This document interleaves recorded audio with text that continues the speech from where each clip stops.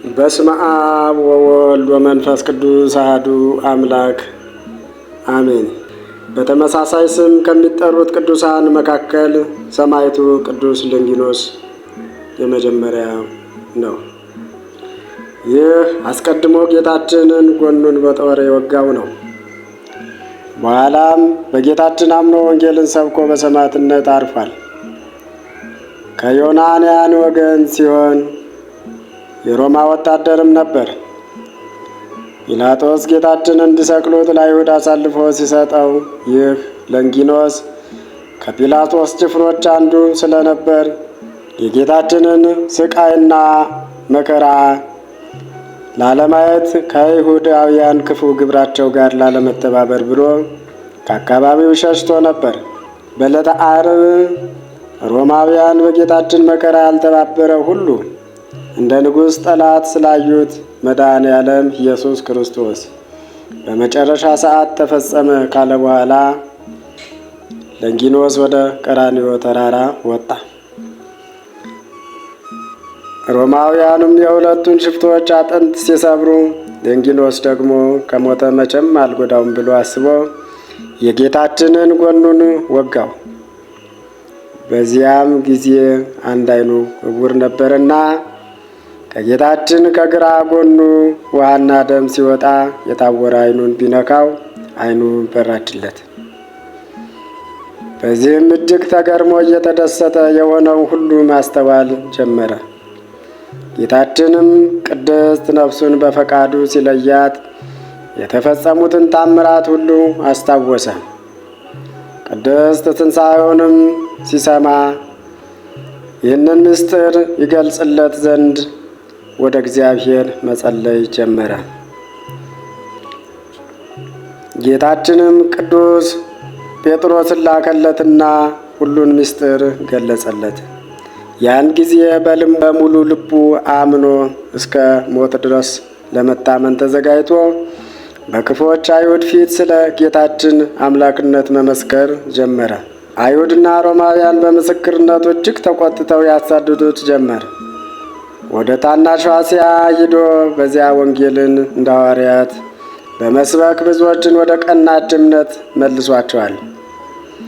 አይሁድም በክፋት ተነስተውበት የሐሰት ምስክር አቁመው ስለከሰሱት የሮማ ወታደሮችም ይዘው በንጉሡ በጢባሮስ ቄሳር አስፈርደው ሐምሌ 3 ቀን አንገቱን አሰይፈው በሰማዕትነት እንዲያርፍ አድርገውታል። ኅዳር 5 ቀንም የቅዱስ ለንጊኖስ ራስ የታየችበት ዕለት ነው። ይኸውም ጌታችን ጎኑን ከተወጋ በኋላ በእርሱ አምኖ ወንጌልን የሚሰብክ ሆነ። ከሃዲያን አይሁድ በክፉ ተነሳስተውበት በመኳንንት ዘንድ በሐሰት ወንጅለው አንገቱን አስቆረጡት። ራሱንም ብቻዋን ይዘው ወደ ኢየሩሳሌም ወሰዷት። በምስክርነቱም የቀኑና የተናደዱ በዚያ የሚኖሩ አይሁድ ባዩት ጊዜ እጅግ ተደስተው ከከተማ ውጭ አውጥተው በአንድ ኮረብታ ላይ ቀበሩት። በዚያም አገር በቅዱስ ለንጊኖስ ስብከት ያመነች አንዲት ቅድስት ሴት ነበረች። ቅድስት ራሱ ከተቆረጠችበት ጊዜ ጀምራ በተቆረጠበት ቦታ በመቆም ስለሱ ታለቅስ ነበር። ከዚህም በኋላ ዓይኖቿ ታወሩ። ያቺ ቅድስት ሴትም የጌታችንን መቃብር ለመሳለም ተነስታ ከልጇ ጋር ወደ ኢየሩሳሌም መጣች። በደረሰችም ጊዜ ልጇ ከዚህ ዓለም ድካም አረፈባት። በሐዘንም ሁና ሳለ ወደ ሀገሯ መርቶ የሚወስዳት ልጇን ስላጣች መሪር ልቅሶ አልቅሳ ደክሟት በዚያ ተኛች። ተኝታም ሳለ ቅዱስ ለንጊኖስን ከሞተ ልጇ ጋር በራእይ አየችው። ራሱም ተቀብራ ያለችበትን ቦታ ነገራትና ሂዳ እንድታስወጣ ታዘዛት።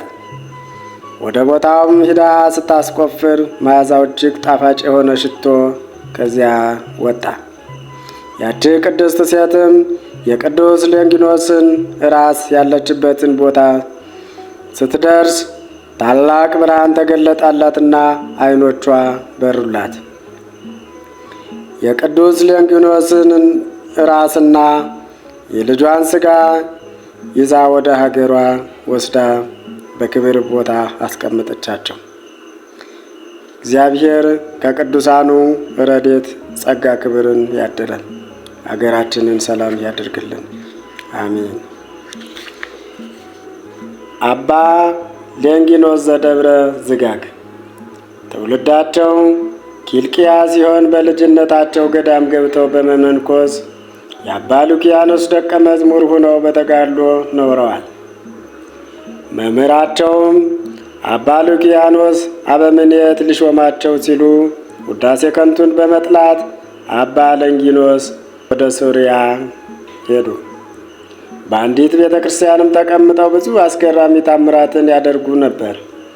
ዜናቸውም በሁሉ ዘንድ ሲሰማ አሁንም ውዳሴ ከንቱን በመራቅ ከአባታቸው ምክር አባ ሌንጊኖስ ወደ ግብፅ ሂደው ደብረ ጽጋግ ገዳም ገቡ። በዚያም አበምኔቱ ሲያርፉ በእግዚአብሔር ትእዛዝ አባ ሌንጊኖስን አበምኔት አድርገው ሾማቸው።